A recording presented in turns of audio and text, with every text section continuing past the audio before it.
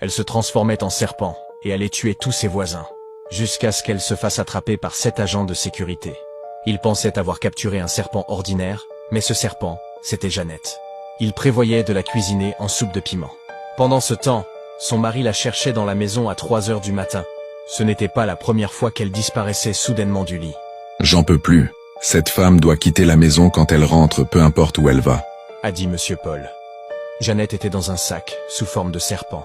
Elle savait qu'elle ne pouvait pas laisser ces hommes l'utiliser pour la soupe, et le temps pressait. Elle se souvenait que si elle ne redevenait pas humaine avant 6 heures, elle resterait serpent pour toujours.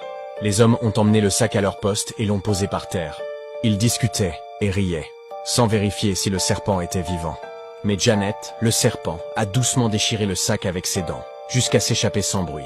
Les hommes étaient trop concentrés sur la route pour s'en rendre compte. Le serpent s'est enfui rapidement, est rentré chez Monsieur Paul par la fenêtre, a repris forme humaine, et est allé retrouver son mari qui l'attendait en colère. Tu viens d'où? Il est 4 heures du matin, peux-tu me dire où tu étais cette nuit? Demanda-t-il. Calme-toi. Tu sais qu'on galère à avoir des enfants.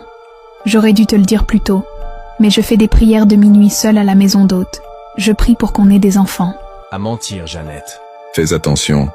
Tu ne peux pas sortir du lit à minuit sans me prévenir. Une fois de plus et tu fais tes valises.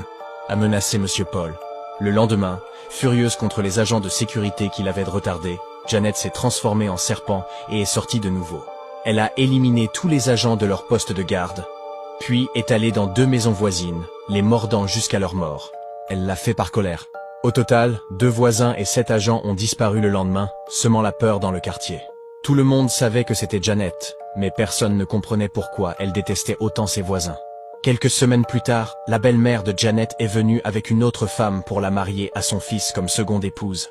Fatiguée d'attendre un petit enfant, car Jeannette n'en avait pas encore donné. À partir d'aujourd'hui, Sarah sera ta seconde femme, A déclaré la vieille femme. Mais mon mari n'a jamais demandé une seconde femme. A dit Jeannette. Tais-toi. Ne parle pas quand je parle à mon fils. Si tu ne peux pas me donner un petit enfant, alors Sarah le pourra. A tranché la belle-mère en laissant Sarah chez eux. Sarah allait vivre avec eux, mais Jeannette ne supportait pas de partager son mari. Elle pensa à redevenir serpent pour éliminer Sarah, mais un autre plan lui vint. La première nuit, Sarah rêva de nombreux serpents qui la poursuivaient. La deuxième nuit, c'était pire. Elle voyait les serpents même le jour, dès qu'elle fermait les yeux. Chaque fois qu'elle tombait en fuyant dans ses rêves, elle ressentait la douleur dans la réalité. La maison devint effrayante pour elle. Elle a arrangé ses affaires et elle partit en silence, sans expliquer pourquoi. Pendant ce temps, c'était Jeannette qui avait appelé ses amis serpents, leur demandant d'effrayer Sarah dans ses rêves. Jeannette n'était pas juste une sorcière, elle appartenait à un groupe de